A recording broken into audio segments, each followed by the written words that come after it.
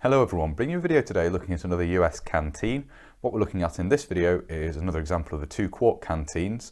This is the second version of the 2-quart canteen in the second version of the cover designed for that canteen. So we'll talk a little bit more about that in the main part of the video, of course, and compare it to the later example, which was basically standardized and used up until very recently, if not right the way through to the modern day. So without further ado, we'll get into the main part of the video now and have a look at this canteen in some detail. So here we have an example of the Vietnam War era 2-quart collapsible canteen. This is the second version of 2-quart collapsible canteen. Prior to this, a transparent film bladder version had been produced based essentially on Second War practice. We've had a look at an example of one of those previously on the channel. This was an updated and much more durable design.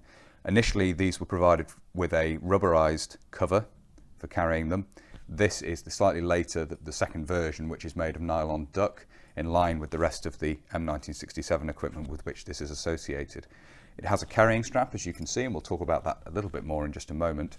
This particular example is dated 1969, and though it is very similar to the later design 2-quart canteen cover, there are subtle differences, and we'll have a look at one of the 1972 production examples of this type of cover, and they are visually distinct, and we'll have a look at a direct comparison in just a minute or two. Have a look at the carrying strap first of all. In common with other parts of the M1967 equipment, this has a hook with a sliding latch to keep it secure, as you can see there. Little protrusions on the slider here and little depressions in the side of the hook mean that that locks in position with a click, as you can hear. The strap itself is made of nylon, very similar to that used on other elements of the M1967 equipment, and you can see here the buckle is a standard aluminium design as well from that set of equipment.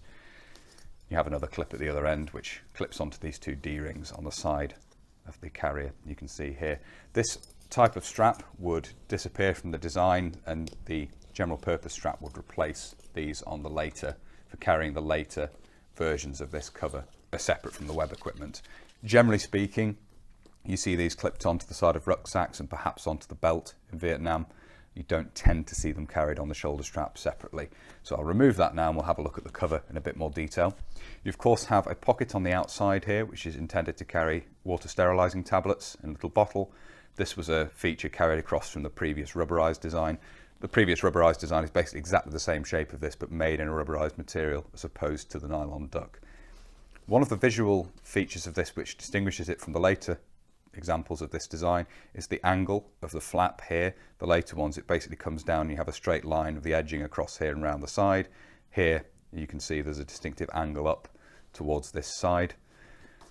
You have the closure, the clip, which is part of the M1967 design, introduced with that design after trials, and it's quite an effective design. It does allow you to operate or open pouches and so forth with one hand. You can just squeeze and push with one hand like that and it will come open, and this is a feature which was obviously carried across the later US equipment as well. You can see the attachment point for the D-rings on the side there. These are, I think, black and brass, if I remember correctly. Yes, black and brass, and you can see that they're just stitched on with a piece of nylon strap there on each side. And at the back here you have fittings for slide keepers, or what would later be referred to as Alice clips, of course, with the introduction of the Alice equipment.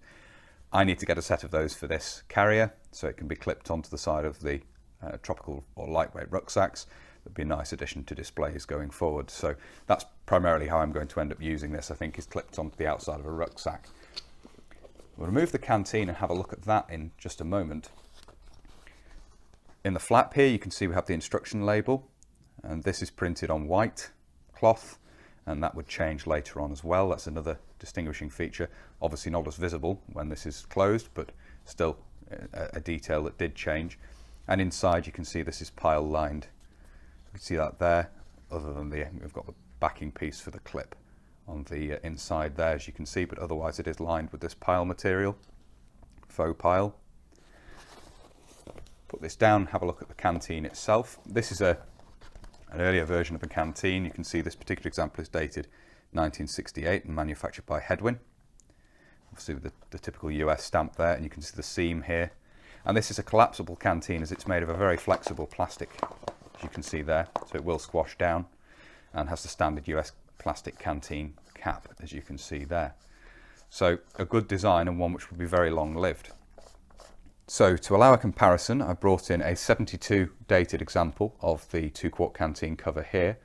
Have a look at the back there. If we compare, you can see the comparison to the stamps on the back there. Basically the same designation, but this one has 72. Interestingly, I think they are made by the same company. They are Eastern Canvas Production Incorporated, which is rather nice, just from a collector's point of view. So 72, 69. The changes you can see are in the design of the flap. As already mentioned, you can see this is much more of a square flap. It doesn't have this angle up to the side here. That was a change that was introduced in 72. If we open this up, underneath the flap here, you can see the label is now printed on green cloth rather than white, the instruction label. And there's also a reinforcement piece behind the clip. You can see here a section of reinforcement there with a piece of nylon webbing added in there to strengthen this. And as you can see there, the instructions, just open this up so you can pause and have a look at this if you wish to. Take the canteen out, you can see we again have the pile lining. That hasn't really changed.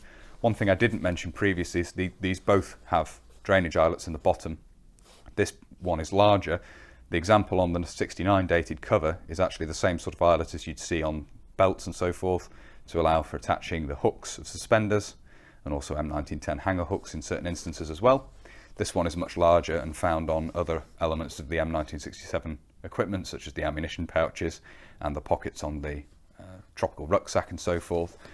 So very similar, but it does have these detail differences, and certainly the flap itself is a very obvious visual difference.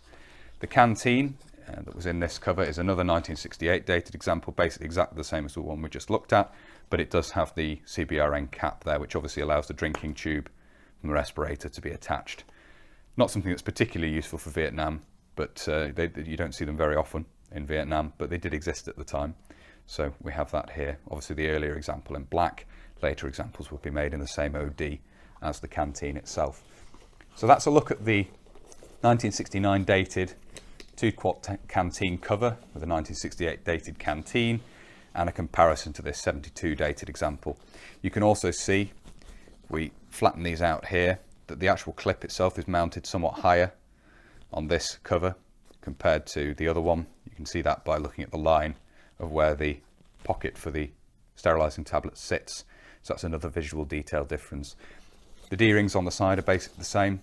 You can see that there, but as mentioned, this cover would be used with the GS strap. You no longer had a specific shoulder strap produced with this. So that's a comparison of the two, and obviously a detailed look at this cover. Hopefully it's been useful and hopefully it's been interesting. So I do hope it was interesting looking at this. Obviously the differences in the designs described in the video have been covered by other YouTubers previously, particularly talking about the use of these canteens in Vietnam and what's appropriate for use in Vietnam and what isn't. Obviously I've covered a little bit of that ground again in this video, but I thought this was a fairly nice example of the cover, the canteen, and obviously the carrying strap to have a look at. It's not pristine, obviously with some damage to the carrying strap, but nevertheless hopefully interesting to have a look at. If you have found this interesting, please do consider subscribing to the channel if you haven't already. And whether you're newly subscribing or you've previously subscribed, please do make sure you hit the little bell down below. Obviously that will notify you when I upload future videos. That's everything for this video. So until next time, bye for now.